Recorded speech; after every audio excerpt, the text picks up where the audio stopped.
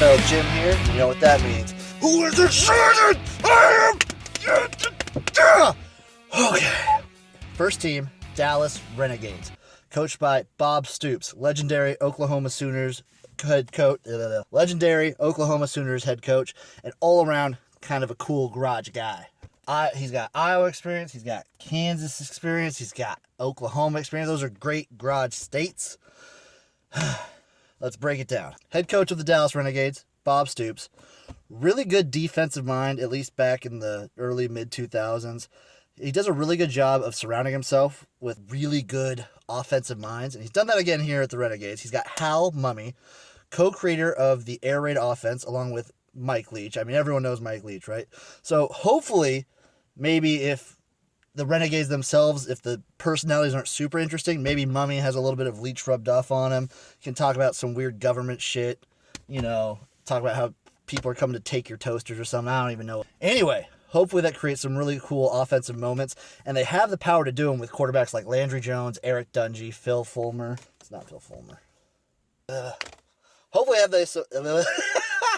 Hopefully they have some really fun offenses to watch, and they should with the firepower they have at quarterback with Landry Jones, Eric Dungy, and Phil Nelson. Now, Landry Jones, I think, is at least going to be injured this first week, but he should be back in week 2, and that'll be really fun because he has experience under Bob Stoops. He played under Bob Stoops at Oklahoma. He was pretty good there from my recollection. And then you have Eric Dungy of Syracuse fame.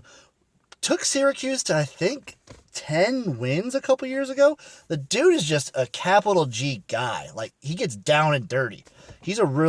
I like him a lot. He was great to watch at Syracuse, and I think he'll bring a lot of really good energy to this Renegades team. Now, Phil Nelson, I didn't know too much about, but I did find out he was Mr. Football in Minnesota. And Minnesota's it's a great garage state. It's like, I gotta say top 5. It's up there for sure. It gets cold. You need garages to keep your cars in there. Great for living. Watch out for the raccoons. Take my advice. Some other weapons they have at running back, they got Cameron Artis-Payne, Lance Dunbar, who I believe they had weirdly listed injured or not on the roster this week. Super weird stuff. Not really getting it. I think it was a typo. They've got some pretty good wide receivers, at least in the name department. What do we get here? Joshua Crockett and Jazz Ferguson and Freddie Martino. No, I mean, come on. Now, to be honest, I don't really know a lot of these players. I'm humble enough to admit that.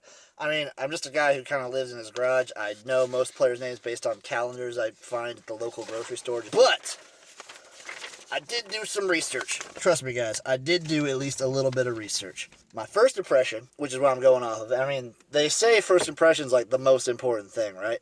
And what's more of a first impression than a name? Let's start with Cameron Artis-Payne. He's from Harrisburg, Pennsylvania. He played at Auburn, and then he was drafted by the Carolina Panthers.